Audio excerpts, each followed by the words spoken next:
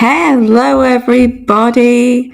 How are we all? Welcome to a new journaling live with me for the first time on YouTube. This is my first solo live, so please do allow for mistakes. I'm hoping that everything is okay, audio wise. It should be, but you never know. So morning, how are we all? Please let me know as you come in. I can't wait. So let's get started then. So who am I? I am Gemma Blythe. I'm a life coach based here in the UK. I'm a female trauma survivor myself. I have lived experience of both sexual and domestic abuse, which YouTube purposes essay and domestic abuse. So yeah, that's basically me in a nutshell. As you go through trauma, you lose yourself along the way, and that's exactly what we're here to talk about today. And I've got some journaling prompts for you as well. And you can also get involved in the chat. So let me know how your week's going so far. I know it's only Monday morning, but let me know. Have you got any plans this week? It's the second day in the festive season, but as far as I'm concerned, the festive season started at the end of last month, didn't it? So we'll allow for that.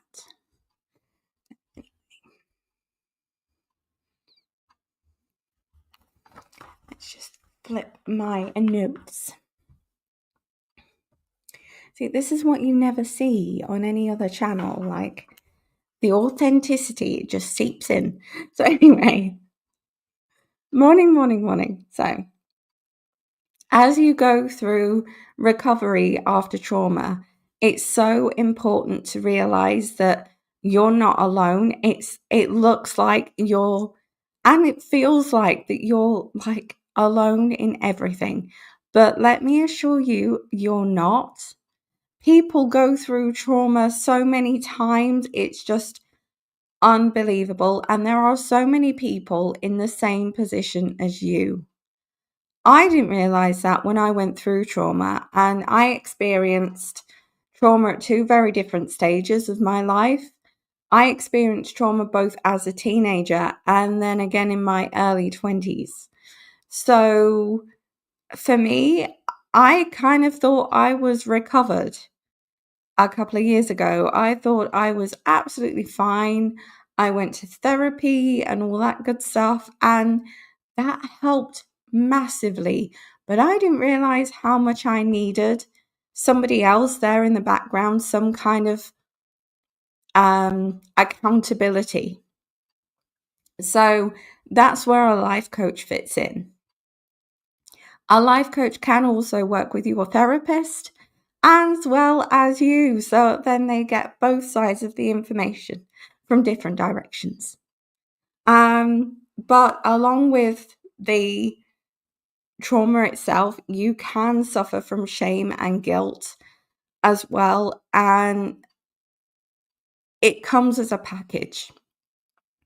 So when you go through trauma, I explained this a little bit the other day, but I'm going to explain it again. When you go through trauma, it whacks out your central nervous system. So when your central nervous system is switched on all the time, you feel like you're stuck in that flight or fight mode. And that's when we feel a lot of anxiety. And then another thing that you can experience is when it's in the off position. And then that also feels like you're disconnected from everything. And that both of those are so normal. It's important to realize that that is so normal, but it takes us out of where we are and it doesn't let us be in the present moment. So that's why it is so crucial to get all these little moments that you can, all these little bursts of positivity throughout your day, whether that's a shower, a walk, breathing in the fresh air, I don't know, looking at the moon at night, or making sure that you're up before the sun in the morning so then you can watch the sunrise. It's all those little moments that you can get that help to keep your nervous system in that neutral section, in that neutral position that we need to survive, basically. But along with self-acceptance after trauma, that's another whole other different nutshell. Self-acceptance is something that so many people can struggle with, and it doesn't matter when they struggle with self-acceptance. It's there constantly. So you can think that you know who you are after trauma, after therapy, and everything else. But the thing is that sometimes you don't. Sometimes it's there niggling away at you. And sometimes you think you're one way when you're another, and it's this whole confusing mess. Anyway, what can help with that is jotting down your feelings, noticing when you are triggered, remembering when you were happy before the trauma, remembering what you used to enjoy, remembering what you still enjoy. Okay, and that's exactly what the journaling prompts are going to cover this morning.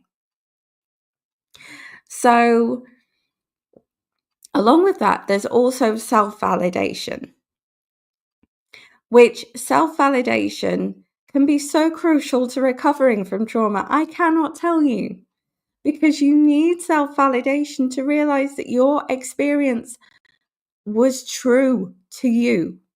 Nobody else can say that you didn't experience that because they weren't there. They're not a mind reader. They can't tell you what you experienced. They can't tell you how you feel. When it comes to self-validation, you have to trust your gut. You have to piece everything together, but at your own pace. Nobody else can tell you how fast or slow to do that. It's up to you. So, as we journal this morning, I want you to keep that thought in your head. And I want you to realize that you are capable of so much more than you realize.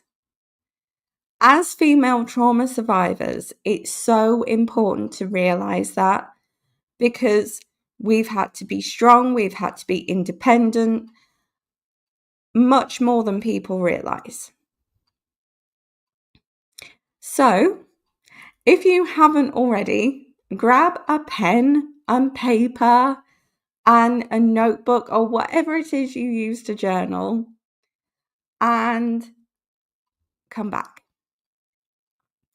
I will post the journaling prompts as a comment on here in the live section. Hopefully it comes up on YouTube. If it doesn't, I will find a way to edit the description on YouTube, so then the journaling prompts are in there. Okay, so when you're ready, we will start. I will leave about 2 minutes between each journaling question. Don't forget, if you're watching this on YouTube later on, hey, hi, hello, I haven't forgotten about you. Make sure you subscribe and comment and share this and like it as well. It takes 2 seconds. 2 seconds. So if you've liked anything that I've talked about at all, please do those few things. Right, and let's crack on then. So the first journaling prompt is this one.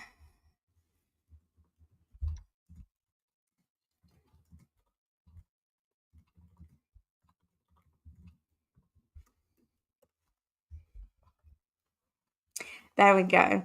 So, what did you want to be growing up? Now, this is a funny one for a lot of us.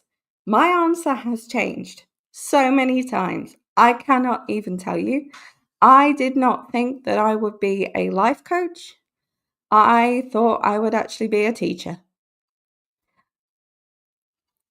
I mean, there's not that much difference, is there really?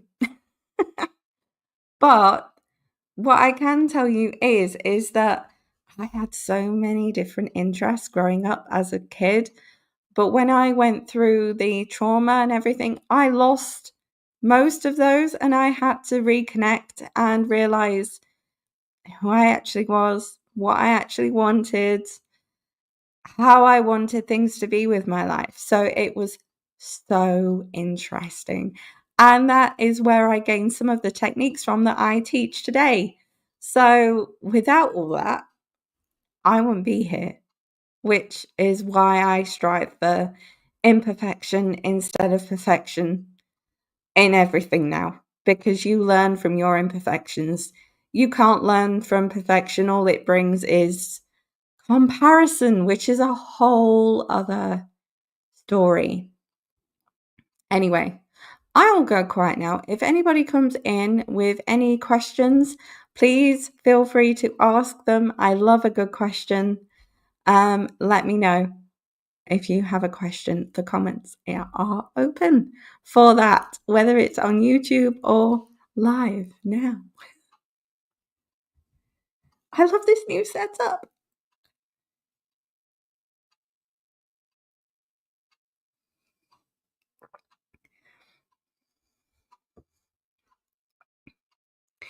Okay, then.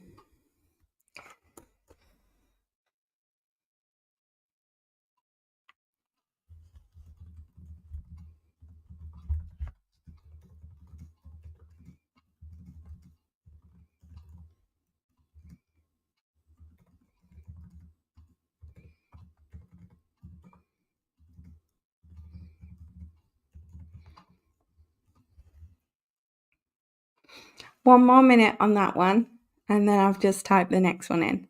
So it's good to go.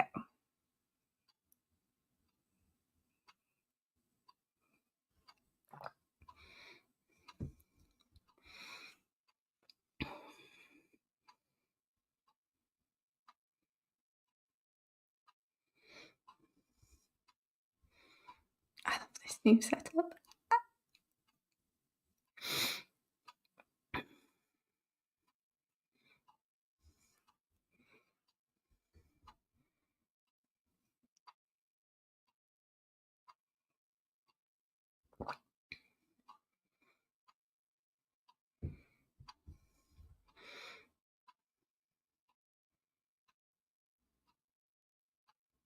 Okay, then. So the next one is, what are you like now as a person? Using positive words only. So I'll put that in. So this can be challenging. But what I want to preface this with is that what happened to you was not your fault.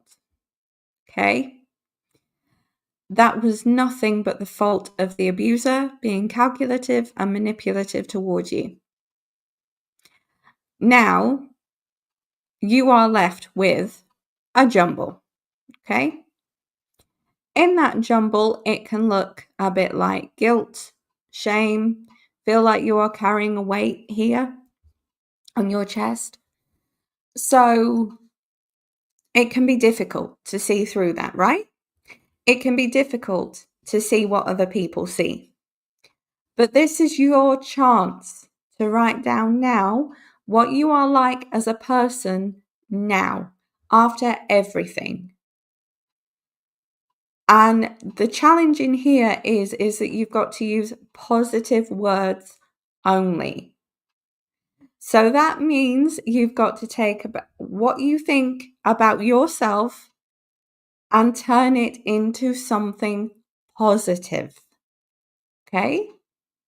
Yes, you've been through obstacles.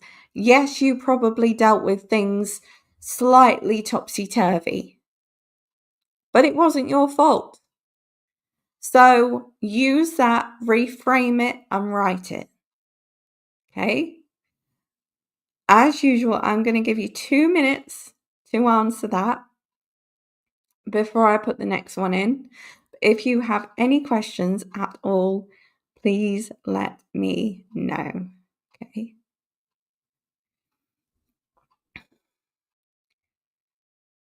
And while I'm on like this space, I'm going to take the opportunity to point at the banner just scrolling down there.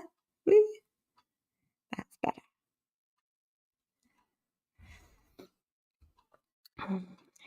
I do have a book coming out. There will be progress videos and lots of things like that coming up. So make sure you stay tuned. And has anybody seen Wicked yet? I'm seeing that today. What's it like? Let me know. I've seen loads of cool reviews. I'm a huge fan of the stage show. Huge fan.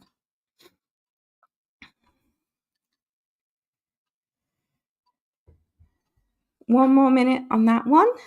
Don't forget you can pause this as well if you're watching back on YouTube. Okay.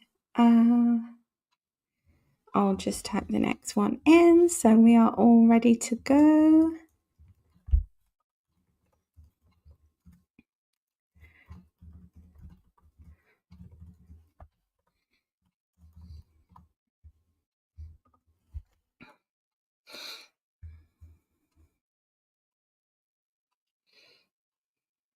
The next 2 prompts link massively into self-validation. So it gets you really looking inwards and seeing whether you trust your gut or not. So it's really interesting. All of these different prompts can bring up so much about yourself that you probably didn't know, actually. As a lot of journaling prompts do, they tend to bring out something that you didn't realize about yourself, which is so interesting when you flick back through and look back on your journal and then you're like, wow, did I really feel like that? Yeah, you did. But hey ho. So, the next one then is create a motivational message for yourself. Can I? Look at that. So, create a motivational message for yourself. So, this can be anything. It can be an affirmation, it can be motivational, just so long as it makes you feel like you've got that validation that you need first thing in the morning, and then you can walk out that door and conquer everything that you need to conquer within that day. That's what that motivational message needs to make you feel like that you can do that, you know? It's a bit like when people look in a mirror and say, I can do this. Okay? That's what that motivational message has got to do for you. Make that message work for you. Okay? When I think about motivational messages, I created one a long time ago when I was stood in the mirror in the bathroom saying I am imperfectly perfect in every way. I know that I'm imperfect to other people, but imperfect can also be another person's perfect. So why not be that? That's what that message does for me. It reminds me not to compare myself to other people. It reminds me that I am as good as I am today. That's what your message has to do. So go for it.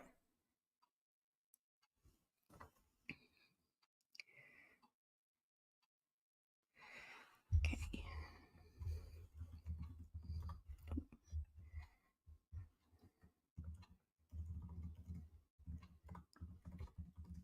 Just type in the next one in.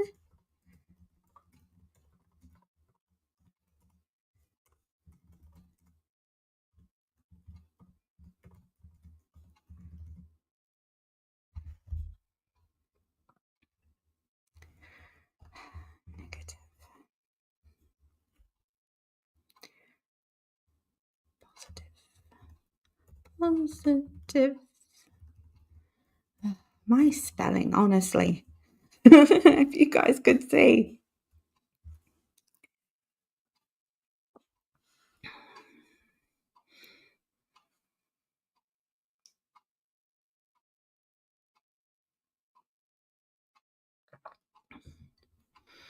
Okay, how are we getting on?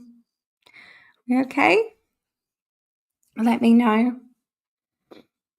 It can be so challenging to do this because you're really delving in and figuring out what motivates you, which can either be so exciting or it can be challenging. When I used to think about what motivated me, I honestly didn't know where to start unless it was a good film, a good music video, um, maybe a song that I used to listen to as a kid. It wasn't until in the last couple of years, literally, that I discovered motivational messaging and how important it was. So that's what I want you to do. So after you've created a motivational message for yourself, maybe put it on a post-it note, pin it up, take a picture of it, and tag me on social media. Drop in the comments what your motivational message is. Let's get a whole community of people gathering around, commenting, liking, sharing, all that good stuff to support other female trauma survivors that are in the same boat. Because I can't emphasize how important it is to have community which is so similar to each other. We've all been through something. Use it, connect, share. You have nothing to fear in the trauma survivor community because we're all in the same boat. Okay, so the next one then is name a negative belief you have about yourself, then rewrite it as a positive. Okay. So this can be something that you've held on to through the trauma, or it can be something that you've developed since. But I can tell you now that for every negative belief, there's at least 3 positive beliefs that can overwrite the negative. Okay?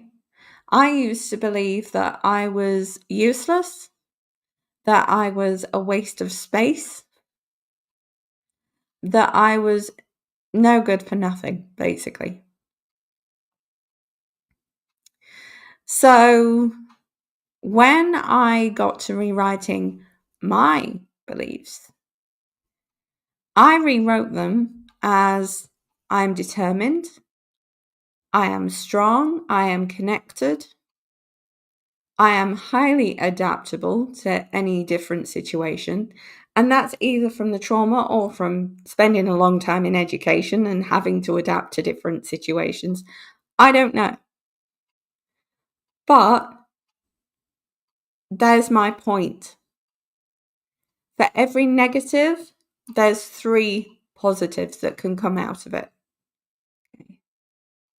Have a go. Let me know how you get on, either in the comments or message me on Instagram at jemma.e.blythe.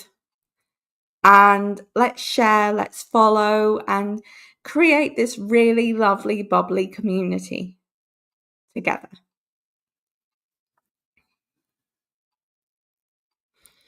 Okay, I'll give you just another minute on that one.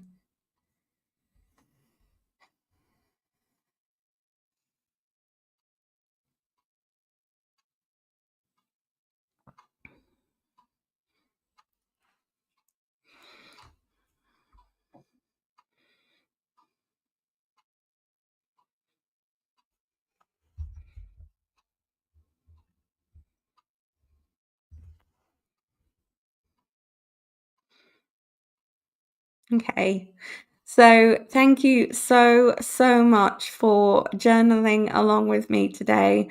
I can't tell you how much I've enjoyed this, and hopefully, you've got something out of this too. If you haven't already, please like, share, subscribe, and comment on this video. Please also drop me a DM on Instagram at gemma.e.blythe and let me know that you came from here. And I will be seeing you more on here. I've just posted a video whilst we've been live, all about me as a life coach. So head over there, give it some love if you haven't already. Sign up to my waitlist for my book. I can't tell you how much I'm enjoying being able to reflect and being able to look back over my journey and see how far I've come through that. So, sending so much love to everybody, and I will see you again next Monday for more of this. Much love. Bye.